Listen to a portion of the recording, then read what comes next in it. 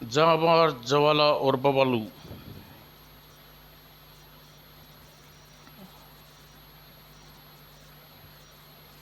Mister व madam म्यूरी बहुत परेशान थे। परेशानी का कारण था उनका प्यारा कुत्ता टाइगर, जो पिछली रात से गायब था। कुत्ता बीमार था। मिस्टर क्वीन डॉग क्लिनिक से उसकी दवाई लेकर लौट रहे थे। अचानक, अरे टाइगर टाइगर टाइगर, रुक जाओ टाइगर। टाइगर जंगल की तरफ और भाग रहा था, भागकर गायब हो गया। मिस्टर कयूरी उसे बहुत तलाशा मगर वह न मिला। अगले दिन सुबह मिस्टर कयूरी ने मैडम क्यूरी उसे ढूंढने निकल पड़े। तुमने टाइगर के गले में पट्टा व जंजीर क्यों निकाल दिए थी? पट्टे व जंजीर में वह बेहद अनकंफर्टेबल फील कर रहा था। पालतू कुत्ता, डॉक्टर ने सलाह दी थी, अगर कुत्ते कुत्ते के भाग जाने का खतरा न हो तो पट्टा और उसके गले से निकाल दूं। और तुमने पट्टा निकाल दिया और आशा के विपरीत टाइगर भाग गया। मगर हाँ, मगर उसके पीछे कोई कारण अवश्य होगा। शायद उसे आसपास किसी हमले की गंध महसूस हुई होगी। डॉक्टर ने कहा। क्या कहा टाइगर की तबीयत के बारे में? उसकी देखते हुए टाइगर ने उनसे जीवित बचने की आशा न थी, लेकिन जिस ढंग से वह भागा है, भागने की कल्पना तो मैं कर ही नहीं सकता था। अचानक, अरे वह रहा हमारा टाइगर। और टाइगर टाइगर, वाह, कहाँ गायब हो गए थे तुम कितने ढूंढ कर परेशान हो रहे थे। और कुत्ता मैडम मैडम क्यूरी के गाल चाटने लगा। बस बस, ज़्यादा प्यार रहने दो, चलो घर चलो। और मिस्टर मैडम क्यूरी टाइगर को घर ले आए। और तब, लाओ तुम्हारे गले में यह पट्टा बांध दूं। गुर्र। यह पट्टा नहीं पहनना चाहता, किंतु पट्टा पहनना जरूरी है। अगर फिर ये भाग गया तो कहाँ कहाँ ढूंढते फिरेंगे। वैसे भी अब यह बीमार नहीं, बिल्कुल ठीक दिख रहा है। और मिस्टर क्यूरी ने पट्टा गले में डालना चाहा, लेकिन अगले ही पल, भो भो, टाइगर टाइगर, यह तुम क्या कर रहे हो? रुको टाइगर टाइगर। और सटक, मैडम क्यूरी ने टाइगर को रोकने का प्रयास किया। टाइगर कहाँ? टाइगर, क्या हो रहा है? तुम्हें हमें नहीं पहचानते? और मगर टाइगर ने अगले ही क्षण पलटकर मैडम क्यूरी पर आक्रमण कर दिया। ई नहीं टाइगर नहीं, तुम हमारे टाइगर, हमारे वफादार टाइगर हो। आह। और बाहर से गुजरने वाले एक युवती ने मिस्टर मैडम क्यूरी के घर ने उभरने वाली चीखों को सुना। लगता है कुछ गड़बड़ है, मिस्टर क्यूरी के घर पता करूं। और अंदर घंटी बजी, डिंग डांग डिंग डांग। और फिर दरवाज़ा खुला। हेलो मिस्टर क्यूरी, आप आप ठीक हैं? अरे, आपके गले में ये खून कैसे बह रहा है? भीतर आ, आज बताता हूँ। और बेचारा वांग, वह बिना किसी झिझक के अथवा हिचकिचाहट के भीतर आ गया। अगले ही पल, यह आप क्या कर रहे हैं मिस्टर क्यूरी? आप मुझे क्यों मार रहे हैं? क्योंकि बूढ़े होने क्योंकि बूढ़े होने जा रहे हैं मिस्टर क्यूरी की वजह तुम्हारा शरीर मुझे अधिक पसंद है मिस्टर क्यूरी। ओह मिस्टर क्यूरी, तांत्रिक जिम्बालो, तांत्रिक 200 तांत्रिक जिम्बालो, राजा कॉमिक सम्राट व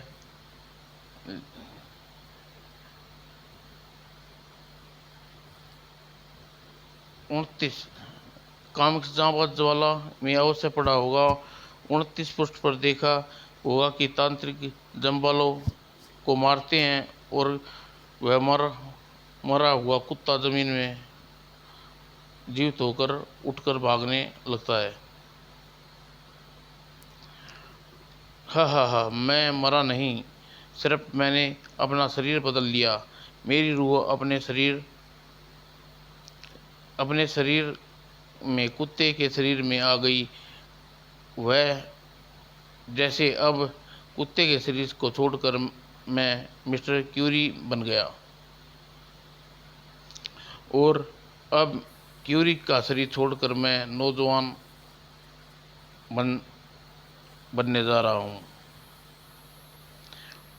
और थोड़ी देर बाद मिस्टर क्यूरी के घर से वांग के रूप में दरवाजे पर निकला और वास्तव में तांत्रिक जिम्बालो था। हे वांग, यहाँ क्या हो रहा है? तुम्हें ब्रेड और वेटर लाने के लिए बाजार भेजा था ना? वांग के पुकारने पर फौजी अफसर मेजर वाइन ब्राउन वांग घरेलू नौकर था। मैं आपकी नौकरी छोड़कर जा रहा हूँ। ये लीजिए अपने पैसे, ब्रेड वेपर आप खुद ही लेके आइए। अरे तुम्हें क्या हो गया वांग? वांग ने कोई जवाब न दिया, आगे बढ़ गया और मेजर वांग ब्राउन को क्रोध आ गया। वह चीखा, रुक जाओ वांग, तुम ऐसे नहीं जा सकते, रुक जाओ, पहले ये बताओ बात क्या है, वरना गोली मार दूंगा। परंतु वांग न रुका और मेजर ब्राउन ने वांग पैर पर निशाना दम साधा, थाई, और गोली एकदम निशाने पर न लगी क्योंकि वांग हवा में उड़ने लगा। मगर गोली निशाने पर न लगी क्योंकि वांग हवा में उड़ने लगा। वांग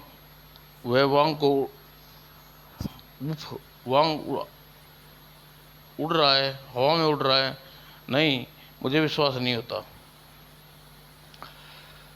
और मेजर ब्राउन वांग को उड़ते देखा, इतना आश्चर्यचकित हुआ कि यह भूल गया कि उसके हाथ में राइफल है और राइफल को गोली भी चला सकता है। वांग उड़ता हुआ उसके ऊपर आ गया और उसने मेजर ब्राउन को गिरेबान से पकड़ा और उठा लिया। अरे ये क्या कर रहे हो वांग, छोड़ो। और ब्राउन चिल्लाने लगा। वांग ने उसे काफ़ी ऊंचाई पर ले गया और लो छोड़ देता हूँ तुम्हें। और मेजर ब्राउन का शरीर पूरी तरह से आकाश से धरती पर गिरा। अब मैं चलूँ, मुझे बदला लेना है ज्वाला से। जहां उम्मीद है कि किसी ने मेरे यह कारनामे देखे नहीं। खैर, देख भी लिए तो मुझे परवाह नहीं। और अब मैं फिर सिर्फ अपने दोस्त जादूगर तांडव के पास चलता हूँ, फिर ज्वाला से निपटूंगा। और इतने बड़े इस संसार में तुम कहाँ जाना चाहते हो ज्वाला? घूम फिर कर यह दुनिया देखना चाहता हूँ। जो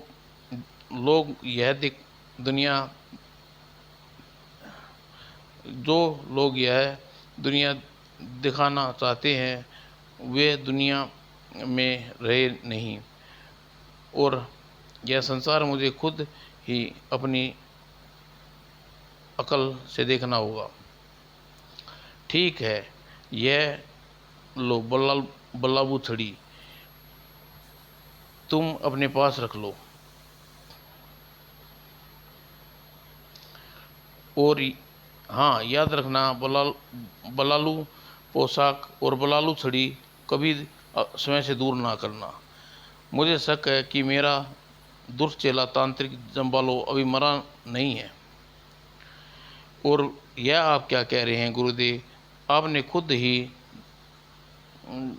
जिम्बालो का कटा हुआ सिर और जलता हुआ दल देखा था। अवश्य देखा था पुत्र, किंतु जिम्बालो की अदृश्य शक्ति से परिचित हूँ, जिसके बारे में तुम नहीं जानते। सचमुच ज्वाला कुछ नहीं जानता था तांत्रिक जिम्बालो की शक्ति के बारे में, बल्कि उसे तो यह धरती के हजारों रंगों से भी अपरिचित था।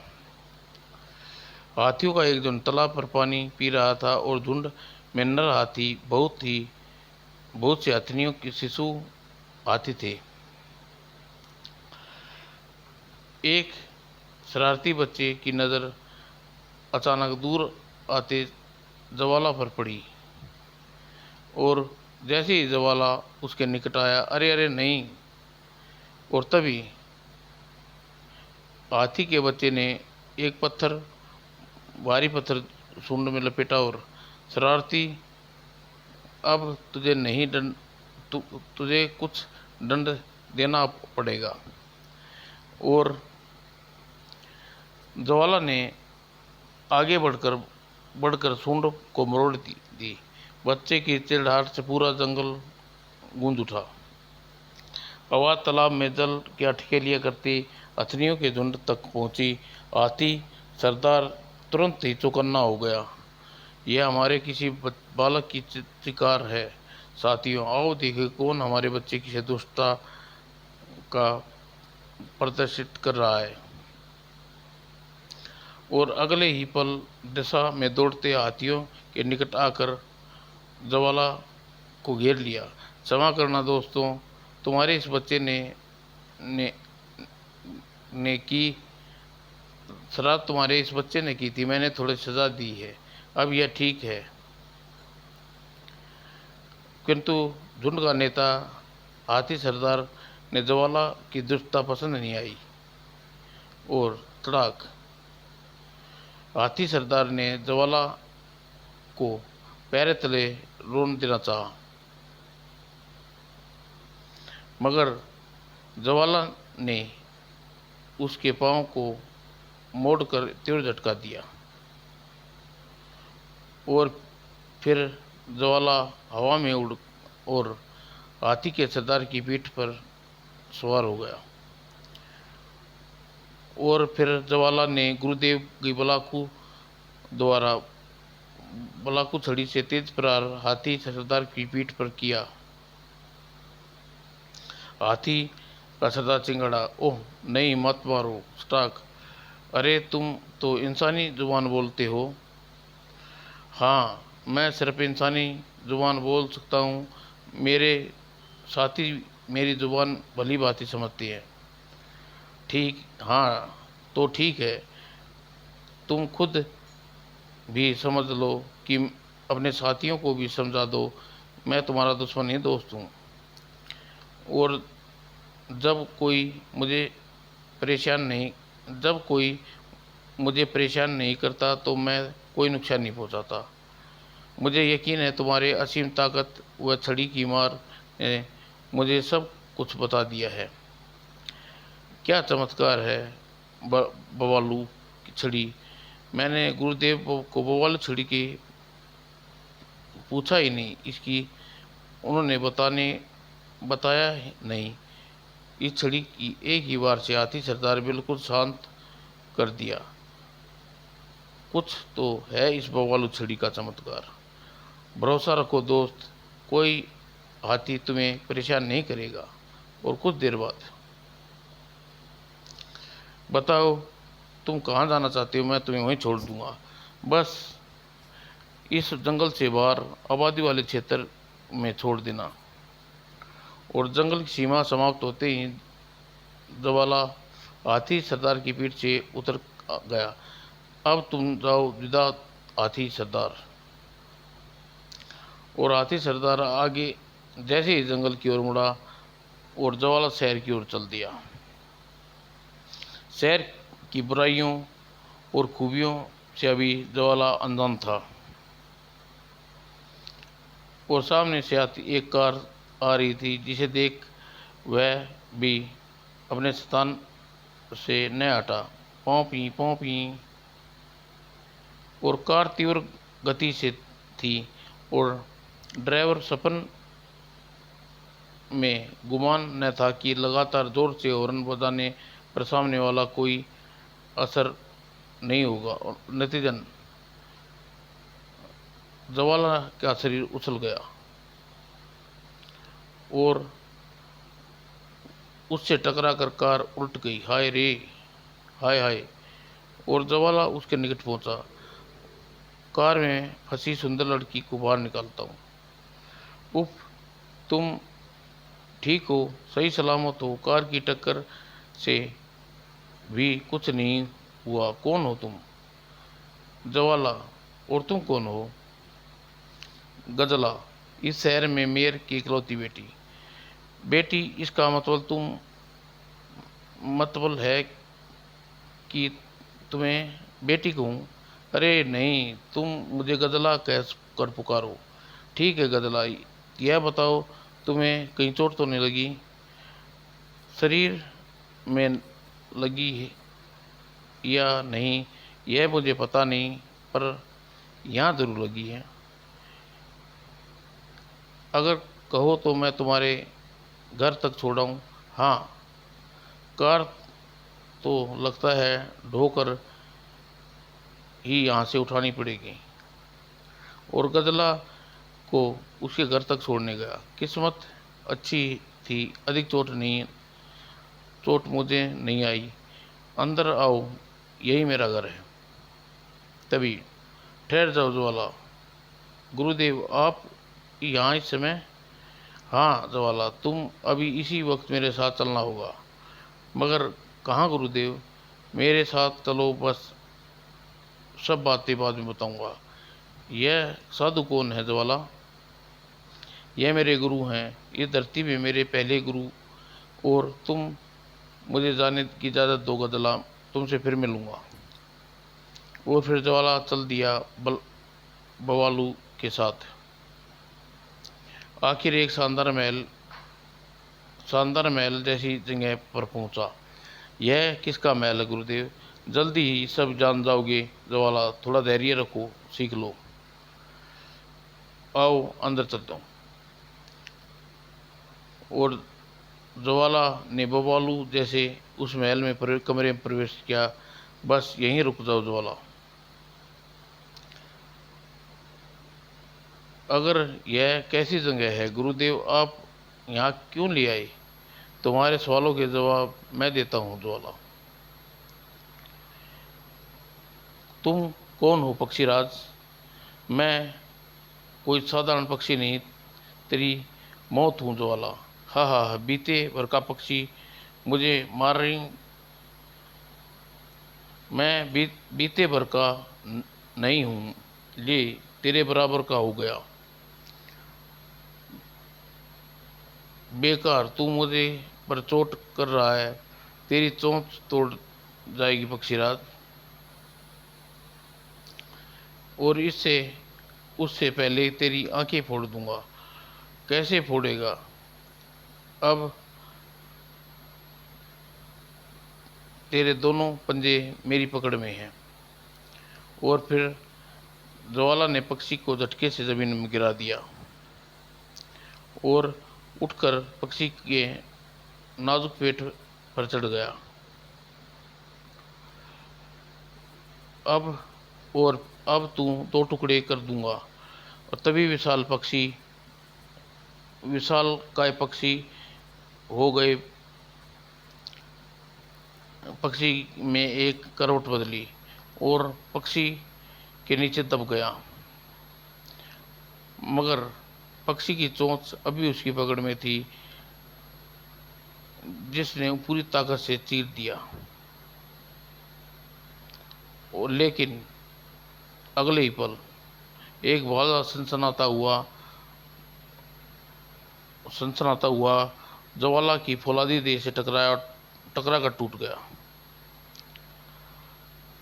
मैं शक्तिमान, महाशक्तिमान जादूगर तांडव का फौलादी पुरुष, तुम मुझसे नहीं जीत सकोगे ज्वाला।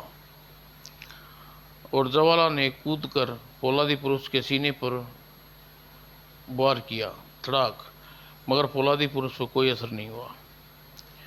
उसने लपक कर ज्वाला की गर्दन दबोच ली। आह आह, यह फौलादी पुरुष भी जैसे ही शक्तिशाली है, पुरुष मेरे जैसा ही शक्तिशाली है।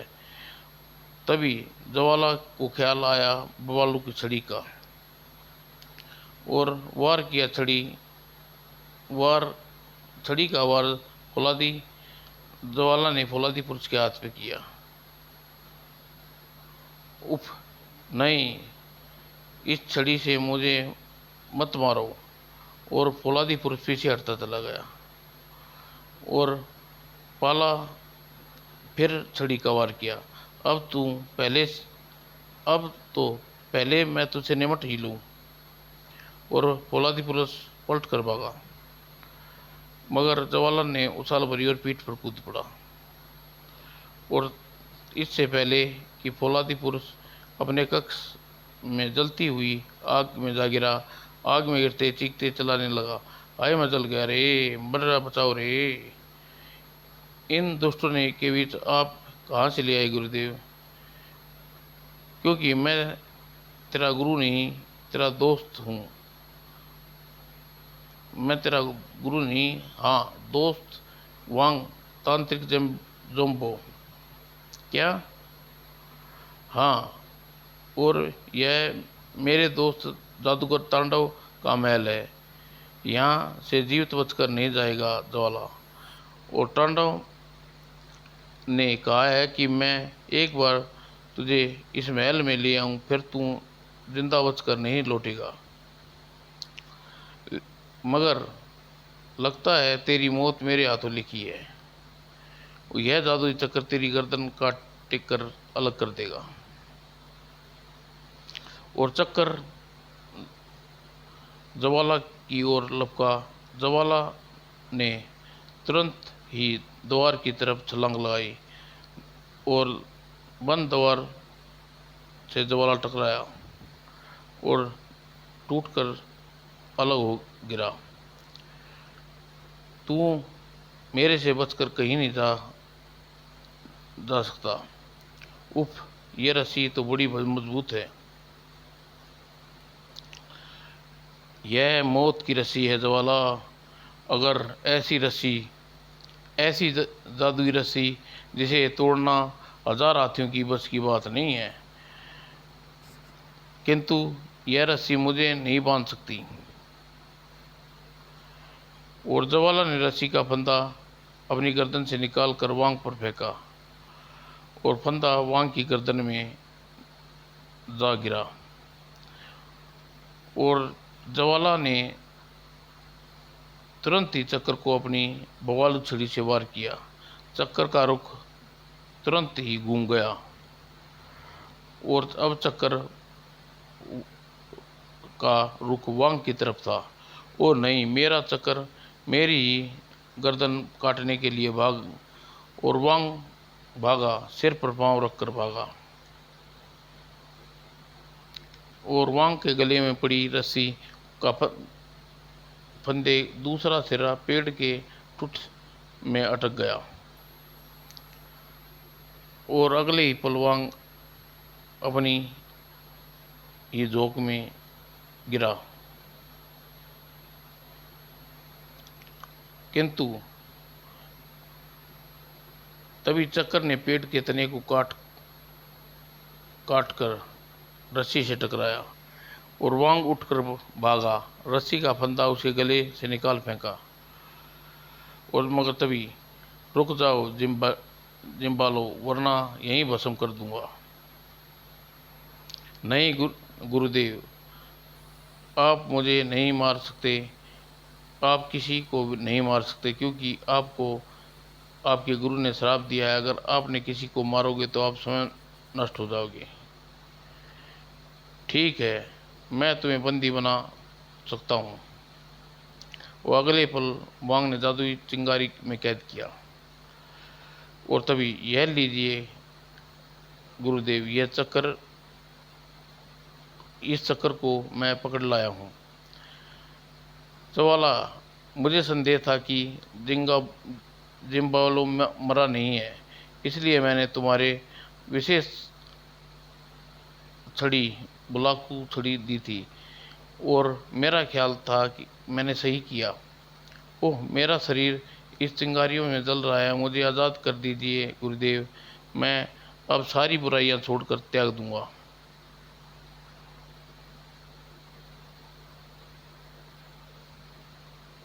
आग का दरिया।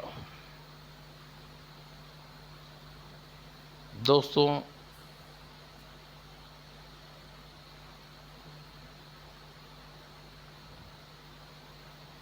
राउंड